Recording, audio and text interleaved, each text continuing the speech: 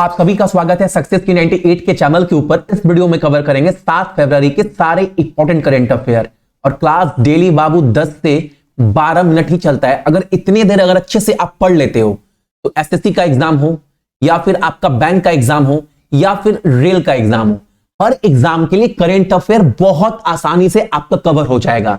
और रिवीजन के लिए ना इसका सारा पीडीएफ आपको टेलीग्राम के ऊपर दे देंगे, जहां से आप एक बार क्लास करने के बाद रिवीजन कर लीजिएगा ताकि क्वेश्चन जो है आपके दिमाग में बना रहे। ठीक, चलो क्लास स्टार्ट करवाते हैं। और सभी को पहले बहुत बहुत गुड मॉर्निंग। आपका दिन आज का बहुत अच्छा हो।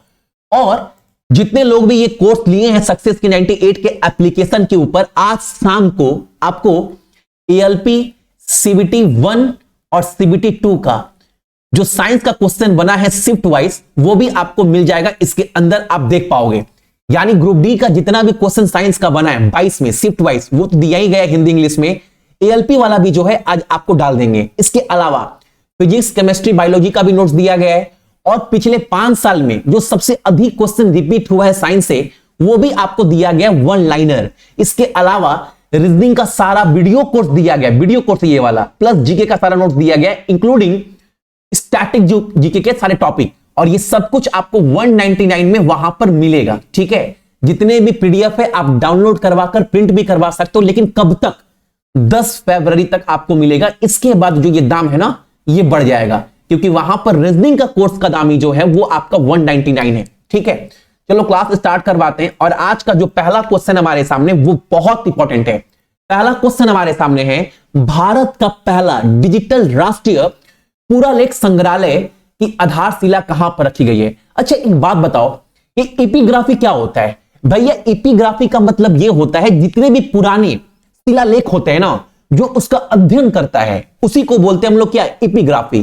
तो इसको लेकर एक संग्रहालय खोला जाएगा। इसकी आधारशिला रखी गई कहां पर? हैदराबाद में।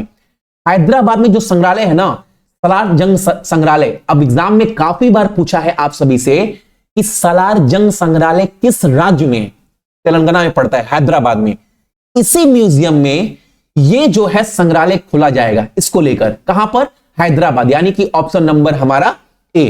ठीक है, अगला क्वेश्चन हमारे सामने, हाल ही में बहुत इंपॉर्टेंट क्वेश्चन, हाल ही में समान नागरिक संहिता विधेयक किस राष्ट्र विधानसभा में पेश किया गया है? आप सभी को पता है भैया, यूनिफॉर्म सिविल जो कोड है ये किस आर्टिकल के अंतर्गत आता है? तो 44 आर्टिकल के अंतर्गत आता है। ये क्या बोलता है? ये बोलता है आप जिस भी धर्म से हो, जिस भी समुदाय से हो, सबके लिए जो कानून है वो इक्वल होगा, यानी सम्मान होगा।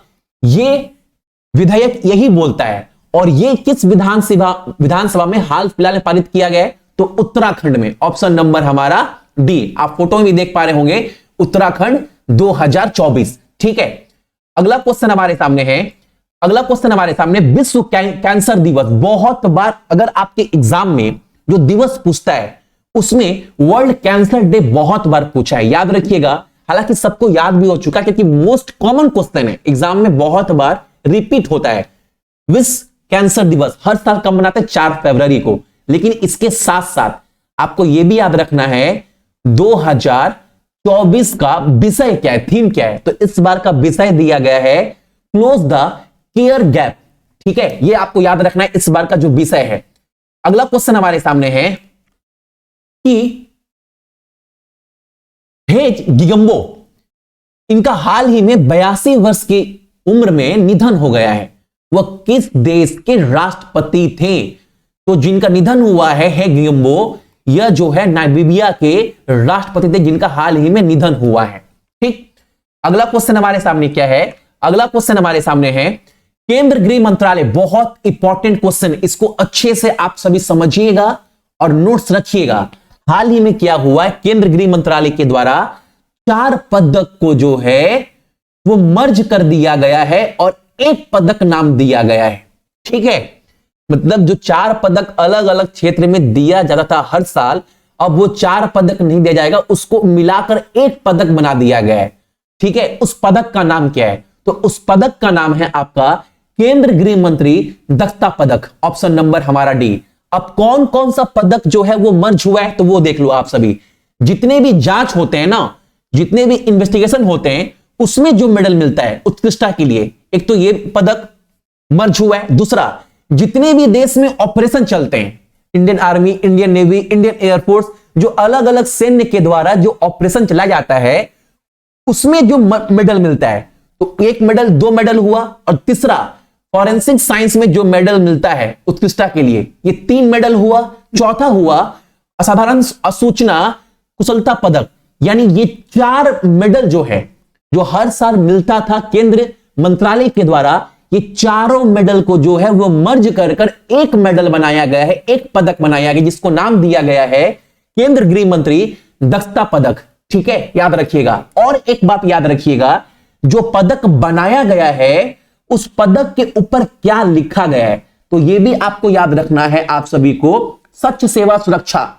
ठीक है, यह आपको याद रखना है।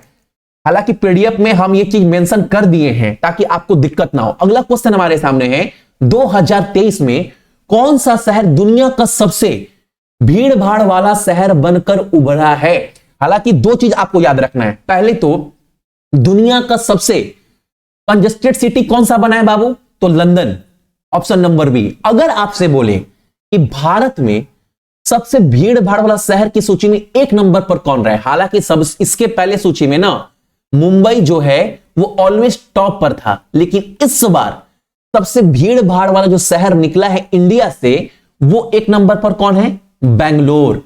और एक बात, 1 नंबर पर लंदन है और विश्व में भी ना 2 नंबर पर कौन है? तो 2 नंबर पर आपका बेंगलुरु है, और इंडिया में 1 नंबर पर है बेंगलुरु। ठीक है, और विश्व में 1 नंबर पर कौन है? तो विश्व में 1 नंबर पर है आपका लंदन। अगला क्वेश्चन हमारे सामने कि उत्तरी आयरलैंड की प्रथम प्रधानमंत्री किसे नियुक्त किया गया है? नाम याद रखना इनका, प्रथम महिला भी बनी है, इनका नाम है आपका मिचेल ओनिल, ऑप्शन नंबर हमारा बी। ठीक है, अगला क्वेश्चन हमारे सामने है, उस महिला रोबोट अंतरिक्ष यात्री का नाम बताना है आपको जो 2024 की तीसरी तिमाही में अंतरिक्ष में उड़ान भरेगी। और ये जो मिशन है वो किस संस्था का है? इसरो का है। इसरो का गठन कब हुआ था आप सभी का? तो याद रखिएगा 1969 में। और इसरो के साथ साथ डीआरडीओ का भी याद रखना है। डीआरडीओ गठन कब हुआ था? 1858 में। ठीक है, और 1858 में जो है वो नासा का भी गठन किया गया था। ठीक है, तो जो इसरो का मिशन है जिसके तहत जो है पहली महिला रोबोट अंतरिक्ष यात्री को स्पेस में भेजा जाएगा, उनका नाम क्या है? उनका नाम है आपका योम मित्र। ठीक है, और जो ये शब्द बना है आप सभी का योम मित्र, यह संस्कृत शब्द से बना है, जिसका मतलब है योम का अर्थ है आपका अंतरिक्ष और मित्र का शब्द है आपका मित्र। ठीक है, अगला क्वेश्चन हमारे सामने है, ये क्वेश्चन आपको याद रखना है, बहुत इंपॉर्टेंट क्वेश्चन ये वाला, कि ब्रांड गार्जियनशिप इंडेक्स 2024 में दूसरी रैंक हासिल किसने की है? दूसरे व्यापारी कौन बने हैं इस सूचांक में? तो मुकेश अंबानी, और इंडिया में 1 नंबर पर है। ठीक है, और विश्व में जो है वो 2 नंबर पर है। तो 1 नंबर पर कौन है वर्ल्ड में? तो 1 नंबर पर वर्ल्ड में है जो टेंसेंट कंपनी है ना, जिसके मालिक है आपका हुएटेंग मा, ये जो है 1 नंबर पर है विश्व में इस सूचांक में। 2 नंबर पर मुकेश अंबानी। अगला क्वेश्चन हमारे सामने है आपका, ये क्वेश्चन भी आप याद रखना बाबू, इस बार 2023 में outstanding business women of the year का पुरस्कार किसको दिया गया है? जो मोदी इंटरप्राइज है ना, उसकी जो मालकिन है डॉक्टर बीना मोदी, उनको इस बार का outstanding business women of the year का अवार्ड जो है वो दिया गया है। ठीक है, तो ये थे बाबू आपका करेंट अफेयर 7 फरवरी का। थोड़ी देर के बाद इसका सारा का सारा जो पीडीएफ है आपको टेलीग्राम के ऊपर बिल्कुल फ्री मिल जाएगा। आप सभी वहां से डाउनलोड कर एक बार रिवीजन कर लेना। ठीक है, और एक बात, जितने लोग भी ये वीडियो देख रहे हैं, बहुत लोग क्या बोलते हैं, भैया हमें रीजनिंग का कोर्स नहीं चाहिए, हमें बस जीके और जीएस का कोर्स चाहिए। तो आप सभी बाबू एप्लीकेशन पर जाओगे ना, तो वहां पर आपको जीके और जीएस बूस्टर से भी कोर्स आपको दिखेगा, जो एसएससी और रेलवे दोनों एग्जाम के लिए जो सफिशियंट है। अगर इतना आप पढ़ लिए ना तो 85% आपका नंबर कहीं गया नहीं है, जिसके अंतर्गत साइंस तो डाल दिए इतना जो सफिशियंट है। इसके अंदर मैं ALP CBT 1 CBT 2 का भी नोट्स डाल दूंगा साइंस वाला, जो कि सफिशियंट है 24 के लिए। प्लस जीके का जो नोट्स है ना बाबू, वो ब्रह्मास्त्र है, जो पिछले 3 साल से मतलब क्या बोलूं, बेनिफिशियल साबित हुआ है हर एग्जाम के लिए। तो वो सारा जीके का नोट्स भी आपको वहां पर मिल जाएगा। ठीक है, तो सभी को हैप्पी गुड मॉर्निंग, आपका दिन बहुत अच्छा हो। अपने साथ साथ वहीं पर ख्याल रखिएगा, देश का ख्याल रखिएगा और अपना भी ख्याल रखिएगा। जय हिंद सभी को।